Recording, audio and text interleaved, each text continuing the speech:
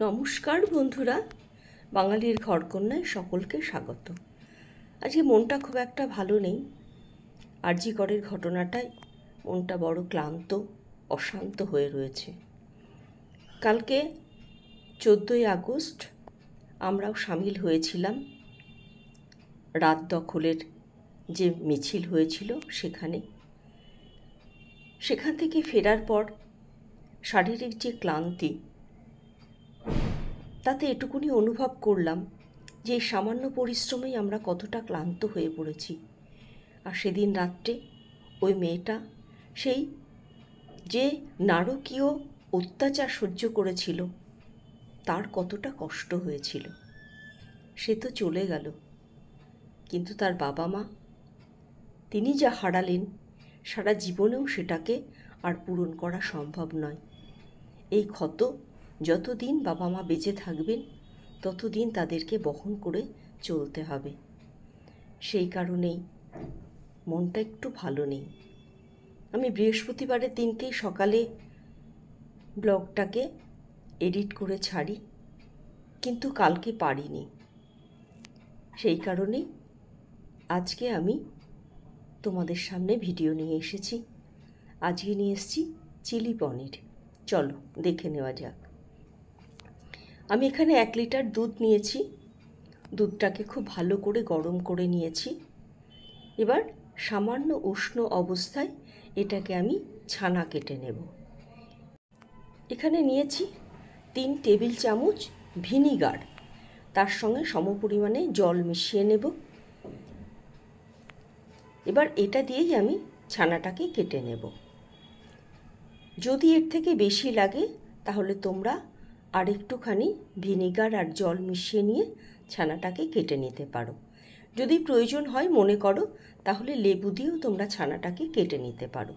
তবে লেবু দিয়ে কাটলে ছানাটা একটুখানি শক্ত হয়, ভিনিগারে কিন্তু ছানাটা নরম হয়। ছানাটা কাটেনি, তাই আর 1 টেবিল চামচ আমি ভিনিগার জলসহ মিশিয়ে নিচ্ছি। এবার এটা এর মধ্যে দিয়ে দিলাম। এবার নাড়াচাড়া করতে করতে দেখো ছানাটা কেটে যাবে।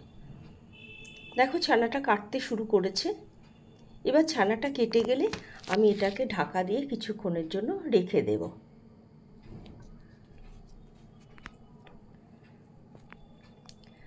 আমি মিনিট 10-15 পর ফিরে আসলাম।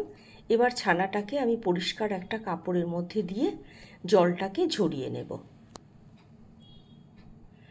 দেখো সুন্দরভাবে ছানাটা কিন্তু আমার কাটা হয়ে গেছে।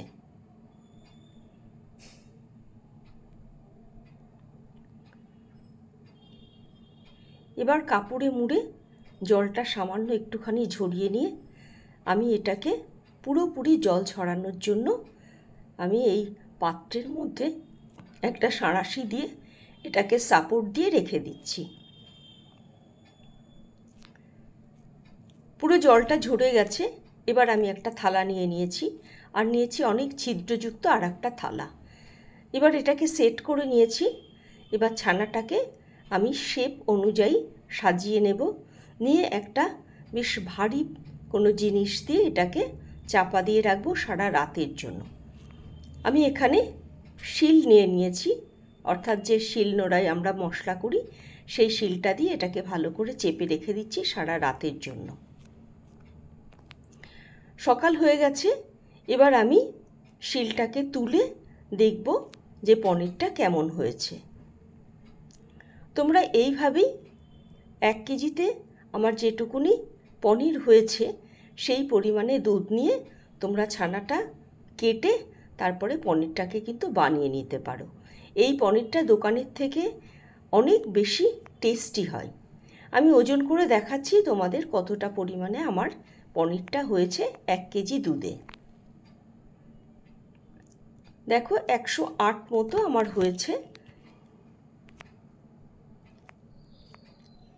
এবার পনিরটাকে আমি টুকরো করে কেটে নেব।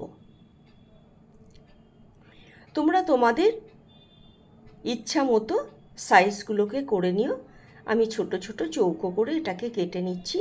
তোমরা চাইলে ত্রিভুজাকারও করতে পারো, লম্বাও করে নিতে পারো।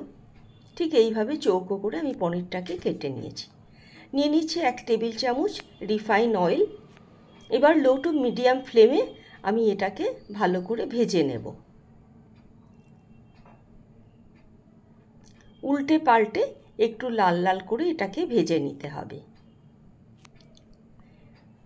দেখো এইরকম ভাজা হয়ে গেছে।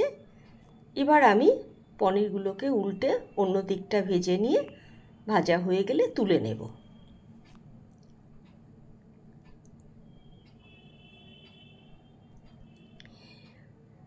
এবার এর মধ্যে মিশিয়ে দেব বেশ কিছু বেল পেপার।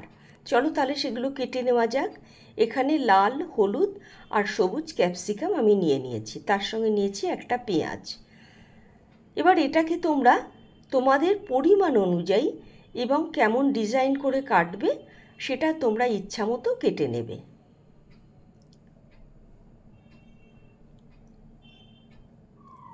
আমি একটু 3 কোনা করে কাটছি। কিছুই না, এটা দেখতে একটু ভালো লাগে সেই কারণে, তাছাড়া এর কোনো উদ্দেশ্য নেই। এইভাবে হলুদটা, সবুজটা সবগুলোকেই আমি কেটে নেব। সকলকে অনেক ধন্যবাদ আমার ভিডিওটা দেখার জন্য। যারা আমার চ্যানেলে নতুন এসেছো তাদেরকে অনুরোধ করব অবশ্য করেই একটা লাইক, শেয়ার এবং সাবস্ক্রাইব করবে।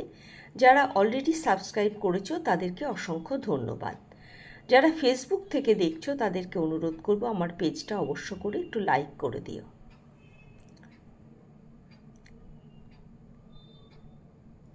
এইভাবেই সবগুলো আমার কাটা হয়ে গেছে। এবার পেঁয়াজটাকে কাটবো। পেঁয়াজটাকে 4টে টুকরো করে নিচ্ছি, নিয়ে মাথার দিকে যে শক্ত অংশটা সেটাকে বাদ দিয়ে দেব। বাদ দিয়ে এর যে পাপড়িগুলো সেগুলোকে হাত দিয়ে ছাড়িয়ে নেব।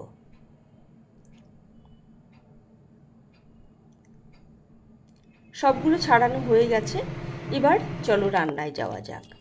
কড়াই যেটুকু তেল ছিল সেই তেলের মধ্যেই আমি এই বেল পেপার, ক্যাপসিকাম আর পেঁয়াজগুলো দিয়ে দিলাম। এবার এগুলোকে ভালো করে নাড়াচাড়া করে আমি এগুলোকে ভেজে নেব।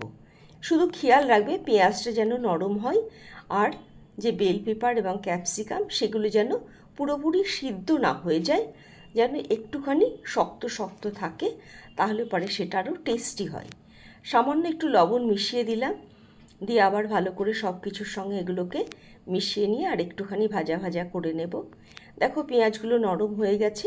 এই অবস্থায় দিয়ে দিলাম গোলমরিচের গুঁড়ো। তোমরা চাইলে এখানে কাঁচা লঙ্কাও দিতে পারো। এবার দিয়ে দিচ্ছি 1/2 চা চামচ চিলি সস। সসগুলো খুব কম পরিমাণে দেবে। 1/2 চা চামচ টমেটো কেচাপ, আর 1/2 চা চামচের কম দেব আমি এখানে সোয়া সস। এবার সব কিছুকে খুব ভালো করে মিশিয়ে নিতে হবে। এবার দিয়ে দিচ্ছি ভেজে রাখা পনিরগুলো। এগুলো সব মিশিয়ে নিলেই তোমার রান্নাটা কিন্তু কমপ্লিট হয়ে যাবে। এটা তুমি সন্ধ্যাবেলায় বাচ্চাদের দিতে পারো, সকালে দিতে পারো, এমনকি টিফিনেও দিতে পারো। হয়ে গেছে রান্নাটা। এবার আমি সার্ভ করব। নিয়ে নিচ্ছি একটা ছোট প্লেট, তার মধ্যে এগুলোকে আমি সার্ভ করে দিচ্ছি। দেখো কি সুন্দর হয়েছে। সকলে ভালো থাকবে, সুস্থ থাকবে, আর আমার ভিডিও দেখে রান্না করে অবশ্যই জানাবে তার কেমন লেগেছে তোমাদেরকে। সেই অনুযায়ী আমি উৎসাহ পাবো, আরও নতুন নতুন রান্না নিয়ে আসবো। আজকের ভিডিও এখানে শেষ করছি, আবার দেখা হবে পরবর্তীতে।